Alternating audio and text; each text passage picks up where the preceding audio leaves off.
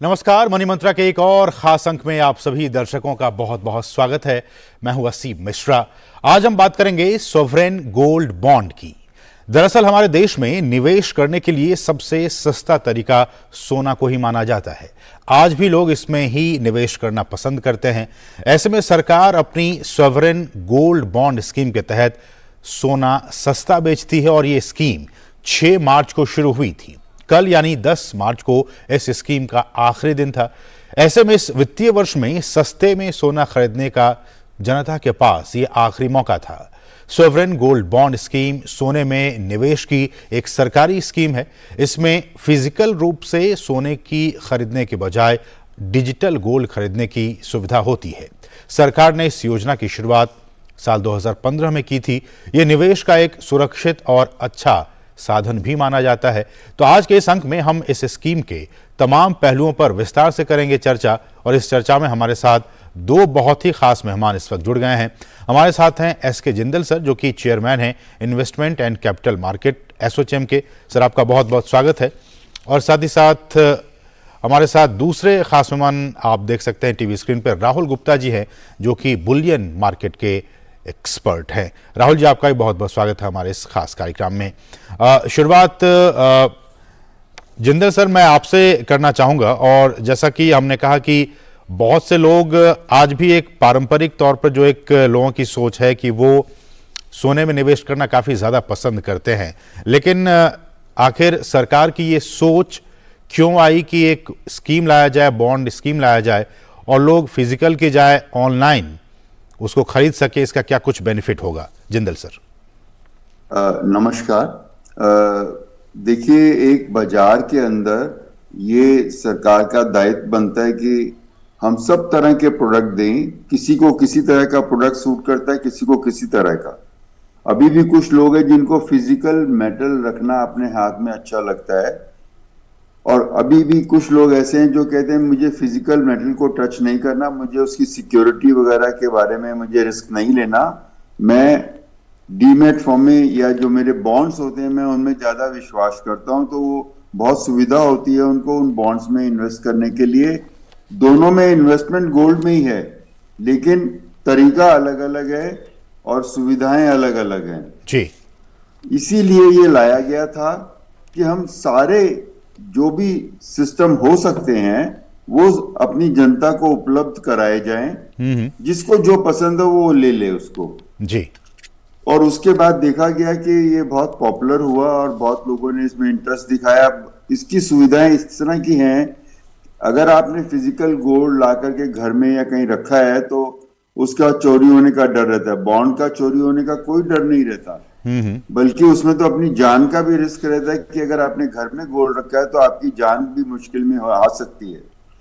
लेकिन अगर आपने बॉन्ड रखे हुए तो वो तो पेपर है, लेकिन वो बॉन्ड आपके नाम में है और आपके कंट्रोल में है और कोई उसको लेकर के भाग नहीं सकता।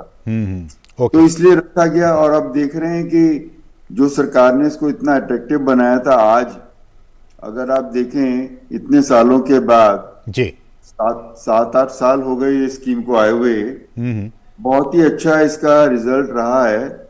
हाल ही में मैंने देखा जिसने 2016 में इन्वेस्ट किया था जी, और अगर वो आज उससे इन्वेस्टमेंट से बाहर निकल जाता है सेकेंडरी मार्केट में, अभी वो बॉन्ड मैच्योर नहीं हुए हैं, लेकिन आज सेकेंडरी मार्केट में उनको बेच देता है तो उसको 13% की रिटर्न मिलती है।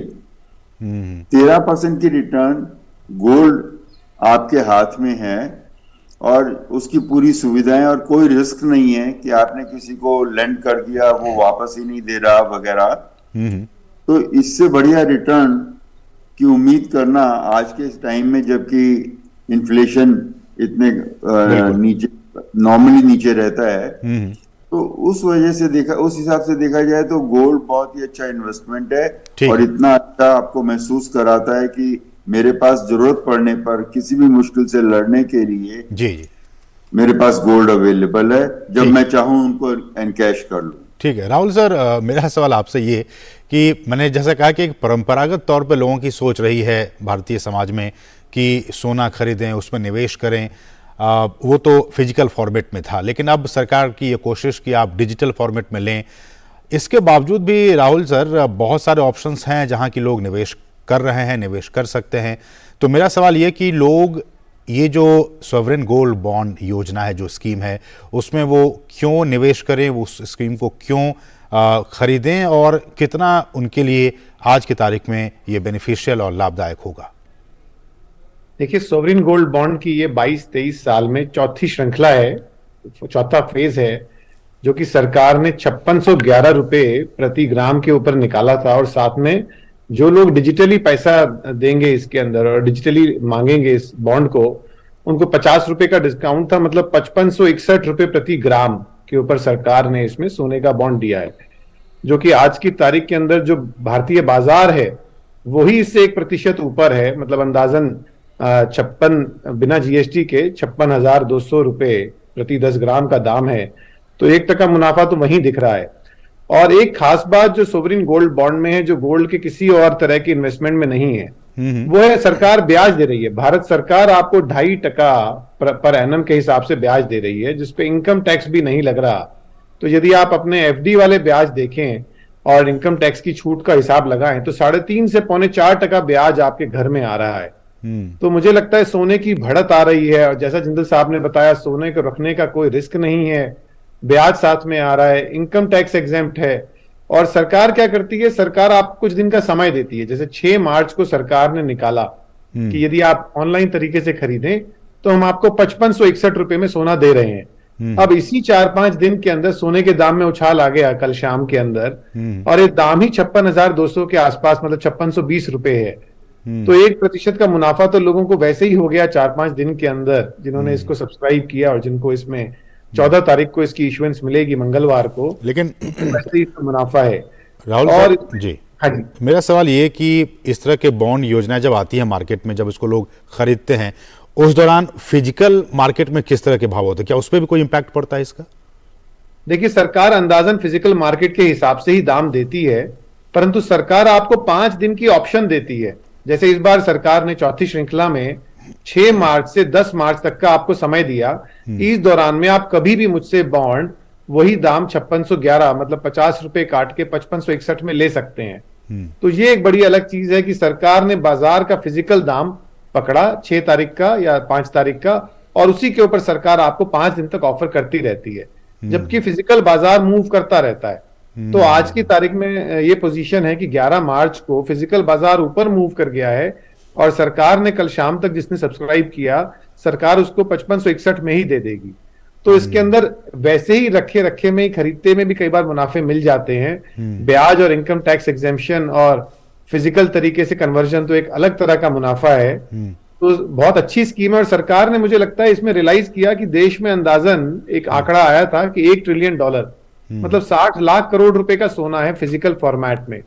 तो मुझे लगता है सरकार का मानना है कि ये जो फिजिकल फॉर्मेट का सोना है ये इकोनॉमी में नहीं आ पा रहा, और जो लोग सोना खरीदना चाहते हैं सरकार उनको इस तरह की ऑप्शन दे पाए और ज्यादा मनमोहक ऑप्शन दे पाए। आपने राहुल सर कहा कि वो गवर्नमेंट के पास इसकी जानकारी नहीं है, क्या ये अनअकाउंटेड है?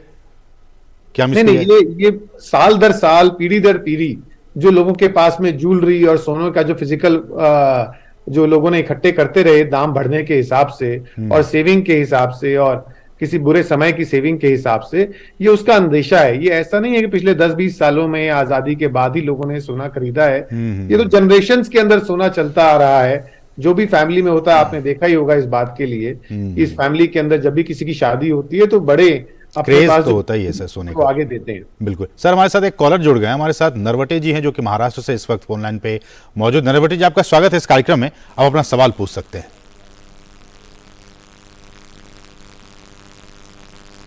नरवटे जी, आप हमें सुन पा रहे हैं?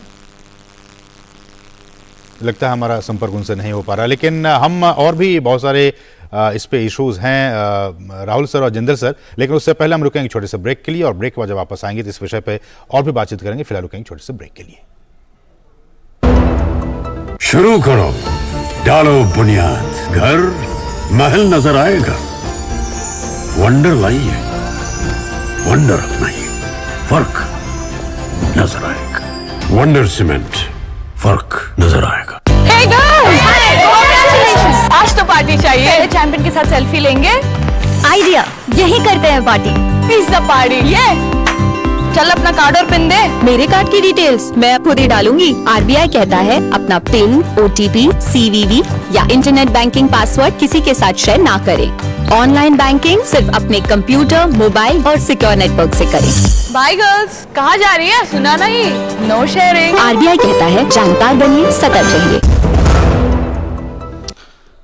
और ब्रेक के बाद आपका फिर से स्वागत है। आज हम बात कर रहे हैं सोवरेन गोल्ड बॉन्ड की। हमारे साथ दो खास मेहमान जुड़े हुए हैं। जिंदल सर, मैं आपके पास आना चाहूंगा और मेरा सवाल ये, और बहुत से लोग इस बात को जानना भी चाह रहे होंगे कि आखिर ऐसी क्या स्थिति रही, क्या मजबूरी है, क्या वो कारण हैं जिसके कारण जो लोग हैं, जो सरकार है, वो फिजिकल गोल्ड को बढ़ावा देने के बजाय अब सोवरेन गोल्ड फॉर्म में, डिजिटल फॉर्मेट में सोने को बेचना चाह रही है। इससे सर सरकार को क्या कुछ फायदा होगा?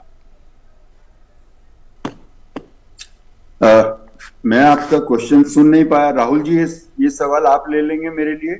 जी सर, जी सर, जी सर। जी राहुल सर। सरकार, भारत सरकार विदेशों से डॉलर उधार लेती है और सरकार ने, प्रधानमंत्री ने इस गोल्ड बॉन्ड स्कीम को अनाउंस किया था, गोल्ड बॉन्ड स्कीम को और सोवरिन गोल्ड बॉन्ड स्कीम को। सरकार ने रियलाइज किया, प्रधानमंत्री ने रियलाइज किया कि हम विदेश से डॉलर उधार ले रहे हैं जिसका हम ब्याज दे रहे हैं। ये थी उसके मुकाबले में जो भारत के अंदर ही सोना है, जो कि आम लोगों के हाथ में है, या फिर जो लोग सोने में पैसा लगाते हैं, यदि वो स्कीम सरकार ऑफर करे तो विदेश से डॉलर लेने के बजाय सरकार अपने ही लोगों से वो पैसा उठा सकती है और जो ब्याज है वो भी घर में रह सकता है।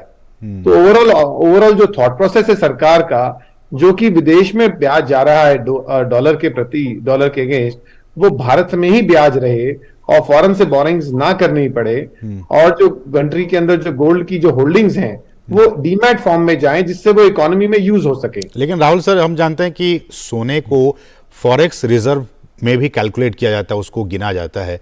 अब जबकि डिजिटल फॉर्मेट में आया है तो फॉरेक्स रिजर्व में इसका कैलकुलेशन सरकार कैसे करती होगी?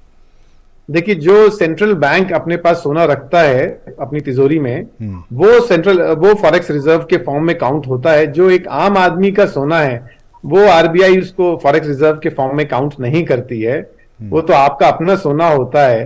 हाँ, ये जरूर है कि सरकार जो एजेंसीज हैं उनसे आपको गोल्ड बॉन्ड दिलवा रही हैं और सरकार आपको ब्याज दे रही है उस पैसे का, और उसका जो इस्तेमाल है वो इकोनॉमी के अंदर, डेवलपमेंट के अंदर और लॉन्ग टर्म प्रोजेक्ट्स में गवर्नमेंट यूज कर रही है। क्योंकि इसके अंदर जो अवधि है वो भी 3 साल और 5 साल की है कि सरकार लॉन्ग टर्म फंड्स रेज कर रही है गोल्ड के फॉर्मेट के अंदर। तो वो फायदा जरूर सरकार को दिखता है इसके अंदर, परंतु वो कैश रिजर्व, जो आप रिजर्व की बात कर रहे हैं सेंट्रल बैंक के, उसके अंदर इसका कोई इंपैक्ट नहीं आता। ये सोना आपका अपना होगा सेंट्रल बैंक। हमारे साथ एक कॉलर जुड़ गया, हमारे साथ योगेंद्र जी हैं जो कि इस वक्त महाराष्ट्र से फोन लाइन पे मौजूद है। योगेंद्र जी, आपका स्वागत है। अब अपना सवाल पूछ सकते हैं।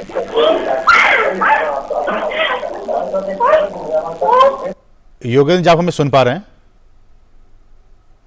लगता है हमारी आवाज उन तक नहीं पहुंच पा रही है। हम एक बार फिर से उनका रुख करेंगे। लेकिन जिंदल सर, आप हमें सुन पा रहे हैं? जी। मेरा सर सवाल ये है कि बहुत से लोग ये भी जानना चाह रहे हैं कि अगर वो इंटरेस्टेड हैं कि हम सॉवरेन गोल्ड बॉन्ड, जो कि सरकार के द्वारा साल में 4 बार इस स्कीम को जारी किया जाता है, अगर वो इसको खरीदना चाहते हैं तो उनके पास वो कौन कौन से विकल्प हैं, कौन कौन से ऑप्शन हैं जहां वो जाकर इसको खरीद सकते हैं?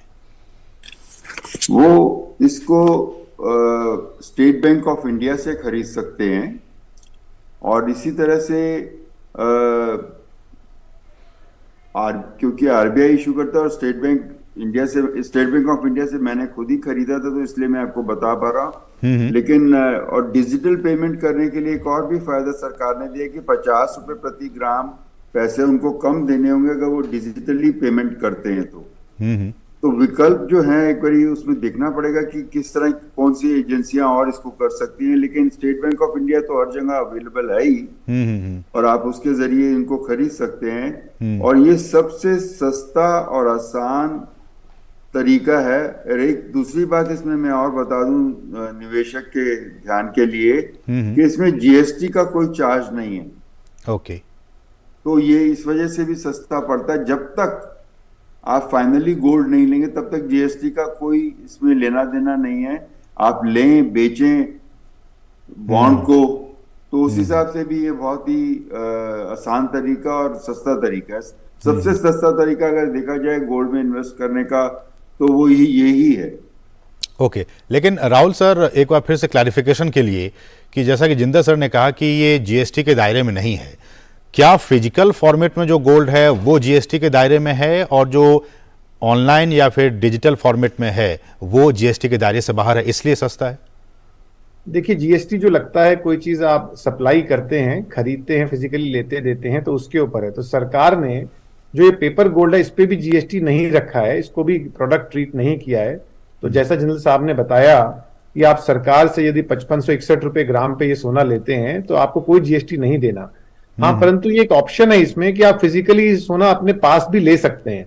तो जब आप फिजिकली इसको मान लीजिए कमर्शियल बैंक से लेते हैं, पोस्ट ऑफिस से लेते हैं या एनएससी या बीएससी से लेते हैं, तो जब आप फिर इसे फिजिकली कन्वर्ट कराएंगे तब उस समय आप पे जीएसटी लगेगा, तो आपके पैसे कम लगे। मतलब जिन साहब जो कहना चाह रहे थे, आपको यदि आप आम बाजार में आज सोना लेने जाएं तो आपको 57,500 रुपए में 5750 रुपए ग्राम देने पड़ेंगे, तो आपको सोना मिलेगा।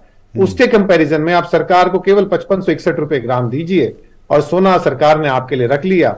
और जब भी किसी दिन आपका फिजिकली मन करे कि आपको सरकार से वो लेना है, तो वो जो 2000 रुपए का जो फर्क है, 200 रुपए का जो फर्क है, वो उस दिन आप जीएसटी पे करिए और फिजिकली सोना ले लीजिए। तो कम पैसे में ज्यादा सोना आएगा, सबसे सस्ते फॉर्मेट में सोना आएगा। ठीक। और इसको आप कमर्शियल बैंक्स जो हैं उसकी भी लिस्ट है इसके अंदर, आरबीआई ने दी हुई है, उनसे ले सकते हैं। पोस्ट ऑफिस से भी, पोस्ट ऑफिस की डेजिग्नेटेड लिस्ट है, उनसे ले सकते हैं। फिर नेशनल स्टॉक एक्सचेंज से ले सकते हैं, बॉम्बे स्टॉक एक्सचेंज से ले सकते हैं, स्टॉक होल्डिंग कॉर्पोरेशन भारत सरकार की इकाई है उससे ले सकते हैं, और क्लियरिंग कॉर्पोरेशन ऑफ इंडिया एक और इकाई है भारत सरकार की, उनसे भी ले सकते हैं। इन सभी जगहों से आप ऑनलाइन परचेज कर सकते हैं। ऑनलाइन परचेज कर सकते हैं। ठीक, हमारे साथ एक कॉलर भी जुड़ गया, हमारे साथ सुखराम जी हैं जो कि हिमाचल प्रदेश से हैं। सुखराम जी, आपका स्वागत है, आप अपना सवाल पूछिए। सर, मैंने एक गवर्नमेंट बॉन्ड स्कीम लिया था सर 2016 में। इसका बोनस आता था, अब नहीं आ रहा है, क्या बात है? राहुल जी? सर, इस पे ब्याज आता है इनको, शायद वो बोनस को ब्याज समझ रहे हैं। तो जो ब्याज है 5 साल की स्कीम थी मेरे हिसाब से, जो 2016 की स्कीम थी वो 5 साल की थी। तो शायद इन्हें बॉन्ड रिडीम कराना है, मेरे ख्याल से बॉन्ड का फिजिकल सोना लेना है। और इन्होंने ऑप्शन जो स्कीम की ली होगी, अगर 8 साल की शायद एक स्कीम थी, तो यदि वो ली हुई है तो ब्याज नहीं रुकेगा। परंतु यदि 5 साल वाली स्कीम थी तो इनको ब्याज आता रहा होगा। अब उसके बाद इन्हें फिजिकल सोना लेना है तो फिजिकल सोना ले सकते हैं, अदरवाइज बॉन्ड को वापस पैसे में भाव से कन्वर्ट करके और वापस भी पैसा ले सकते हैं। मैं इस विषय पे आऊंगा क्योंकि बहुत से लोग के मन में ये सवाल होगा और इस विषय पे हम आने वाले थे कि अगर किसी ने ले लिया इस बॉन्ड को, रिडीम करने का क्या प्रोसेस है? रिडीम करने के बाद आपको पैसे मिल सकते हैं या उसके बदले आप सोना ले सकते हैं? इसको लेकर अगर क्लैरिटी अगर आप दे सकें राहुल सर। राहुल जी, आपसे मैं सवाल पूछ रहा हूं। हाँ जी। देखिए, कन्वर्जन का मेथड ये है, सरकार इसका फ्रीली ट्रांसफरेबल रखा है सरकार ने। आप इसको किसी को भी बेच सकते हैं, किसी और के नाम पे ये ट्रांसफर हो सकता है। और आप इसके अगेंस्ट लोन भी ले सकते हैं। मतलब जो बैंक्स हैं जो इसको आपको बेच रहे हैं, यदि आप बैंक को कहें कि इसको मॉर्गेज करके मुझे पैसा दे दो, आपको वो भी मिल सकता है। कितने? और जैसे शादियों के अंदर सोना देते हैं, तो मुझे लगता है अब लोगों को gold sovereign gold bond gift देना ज्यादा आसान है। आपने पेपर के फॉर्मेट में दिया और आराम से किसी को मिल गया और ब्याज भी आने लग गया। तो हर तरह की सुविधा इसमें अवेलेबल है, ट्रांसफरेबिलिटी भी है, मॉर्गेजेबल भी है और रिडीमेबल भी है। आप जब चाहें, 3 साल का समय है, उसके बाद आप इसको सरकार को कह के सरकार आपको फिजिकल सोने के फॉर्मेट में और सिक्के के फॉर्मेट में आपको सोना भी वापस कर सकती है, कोई भी चीज आप। ठीक है, हम एक रुकेंगे छोटे से ब्रेक के लिए। ब्रेक के बाद वापस आएंगे तो और भी कुछ सवाल हैं, वो आपसे जानना चाहेंगे उसके जवाब। लेकिन उससे पहले रुकेंगे छोटे से ब्रेक के लिए। आप देखते रहिए डीडी न्यूज। शुरू करो, डालो बुनियाद, घर महल नजर आएगा। वंडर लाइए, वंडर अपनाइए, फर्क नजर आएगा। वंडर सीमेंट, फर्क नजर आएगा। और ब्रेक के बाद आपका फिर से स्वागत है। आज हम बात करें सोवरिन गोल्ड बॉन्ड के। हमारे साथ थे लगातार कॉलर जुड़ रहे हैं हमारे साथ। इस वक्त एक और कॉलर जुड़ गए हैं हमारे साथ हैं राजेंद्र कुमार जी, जो कि बड़ौदा से इस वक्त फोन लाइन में मौजूद है। राजेंद्र जी, आपका स्वागत है, आप अपना सवाल पूछिए। नमस्कार। और बहुत बहुत धन्यवाद, आपने मेरी कॉल ली जी। हम लोगों ने एसजीबी बॉन्ड लिया है जो as per the scheme, but इसके साथ साथ अभी क्योंकि ये स्कीम ट्रेडेबल है, मार्केट में तो हम लोगों ने मार्केट से भी कुछ SGP खरीदे हैं ट्रेडेबल। तो मेरा सवाल है कि उसमें भी इंटरेस्ट मिलता है, नंबर 1, और जो मैंने जो एक्सपायरी डेट दी हुई है तो उस पे हमको रिडम्पशन मिल जाएगा एज ए गोल्ड, और हमको सेल ही करना पड़ेगा ये? राहुल सर। हाँ जी, आपके दो सवाल हैं। एक तो आप चाहे बाजार से बॉन्ड खरीदें, चाहे आप सरकार से सीधा बॉन्ड खरीदें, चाहे किसी बैंक से खरीदें सब्सक्राइब करके, हर केस में आपको ब्याज आएगा। बस ये है कि आप ट्रांसफर उसको जरूर करा लें, जो आप खरीद रहे हैं उसको इलेक्ट्रॉनिक फॉर्मेट में ही खरीदें, जिससे आपके डीमैट के खाते में, आपके इलेक्ट्रॉनिक खाते में वो आपके नाम ट्रांसफर हो जाए और ब्याज आपको आने लग जाए। और जहां तक अवधि की बात है, तो अवधि खत्म होने के बाद आप फिजिकली यदि उसको लेंगे, रिडीम कराएंगे, तो आपको फिजिकल फॉर्म में सोना मिल जाएगा, जो कि बाजार के अंदर यदि आप बेचेंगे तो वो GST जोड़ के जो बाजार में दाम आता है उतने पूरे पैसे आपको मिल जाएंगे। तो रादर उसके अंदर भी आपको फायदा मिलेगा। तो मुझे लगता है कि रिडीम कराकर फिजिकल सोने के फॉर्मेट में लेकर बेचना बेस्ट ऑप्शन रहेगी, क्योंकि उसमें आपको बाजार का पूरा दाम आपके पास आ पाता है। जैसे सरकार आज भी जो चौथी श्रृंखला में सोना दे रही है, सरकार ने तो कल शाम तक भी 5561 रुपए प्रति ग्राम में सोना दिया है, जबकि बाजार का दाम 5620 हो चुका है। तो उस हिसाब से स्कीम खत्म होने के बाद आप फिजिकली डीमैट कराएं और उसको बाजार दाम पे बेचें, जिससे आपको ज्यादा से ज्यादा उसका मुनाफा हो पाए। बिल्कुल।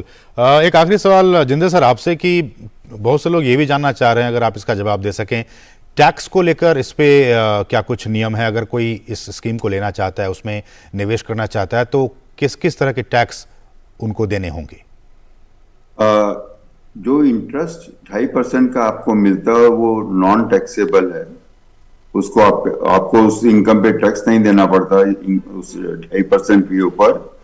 दूसरा, जब आप उसको एनकैश करते हैं, उसके बाद अगर आप उसको 36 महीने रख लें उस गोल्ड को, तो आपको लॉन्ग टर्म कैपिटल गेन 20% का देना पड़ता है। लेकिन अगर 36 महीने से पहले अगर आप उसको बेचेंगे तो फिर आपको शॉर्ट टर्म कैपिटल गेन लगेगा। दूसरी बात मैं ये बताना चाहता हूं कि ऑप्शन दोनों है। अभी जो राहुल जी ने बताया उसमें कि आप चाहें तो बैंक से ये बॉन्ड देकर के अपना कैश ले लें हिसाब से, फिर आपको गोल्ड लेने की जरूरत नहीं। अगर आप चाहते हैं कि मुझे पैसा ही चाहिए, तो गोल्ड की जो वैल्यू उस दिन की होगी प्लस जो तब तक का जो इंटरेस्ट वगैरह होगा वो सब आपको मिल जाएगा और वहां वो चैप्टर खत्म हो जाएगा। लेकिन अगर आप चाहें तो गोल्ड ले सकते हैं उसी भाव के ऊपर, और फिर उसके बाद गोल्ड को कैसे डील करना चाहते हैं फिर वो आपकी ऑप्शन है। तो दोनों ऑप्शन सरकार ने रखा है कि आप पैसे ले लीजिए या गोल्ड ले लीजिए आखिर में। बहुत ही महत्वपूर्ण जानकारी। तो सरकार की एक कोशिश है कि आप जो अपने घरों में सोने को रखे हैं फिजिकल फॉर्मेट में, उसकी बजाय आप इलेक्ट्रॉनिक और जो डिजिटल फॉर्मेट में जो गोल्ड है उसको आप लें। और जैसा कि हमारे सभी मेहमान और सरकार भी कहते हैं कि उस पर ज़्यादा आपको इंटरेस्ट भी मिलेगा, सेफ है, सिक्योर है, और जब आप इसको रिडीम करेंगे तो उस दिन के हिसाब से आपको इंटरेस्ट के हिसाब से पैसे भी मिलेंगे। तो बहुत कुछ इसकी खूबियां हैं, बहुत कुछ इसके प्लस पॉइंट्स हैं। आप इस पर विचार कीजिए, और अगर नेक्स्ट टाइम जब भी इस तरह की स्कीम्स आती है, मेरा मानना और हमारे सभी जो जानकार का मानना है कि उस पर आप निवेश किए तो आपके लिए बहुत ही बेहतर साबित होगा। बहुत बहुत शुक्रिया जिंदर सर आपका हमारे साथ जुड़ने के लिए, और राहुल जी आपका भी बहुत बहुत शुक्रिया हमारे साथ जुड़ने के लिए, इस विषय पर बातचीत करने के लिए। आप दोनों ही मेहमानों का बहुत बहुत शुक्रिया। तो इसके साथ ही मनी मंत्रा के आज के इस समय बस इतना ही। मुझे और हमारी पूरी टीम को दीजिए अनुमति। नमस्कार।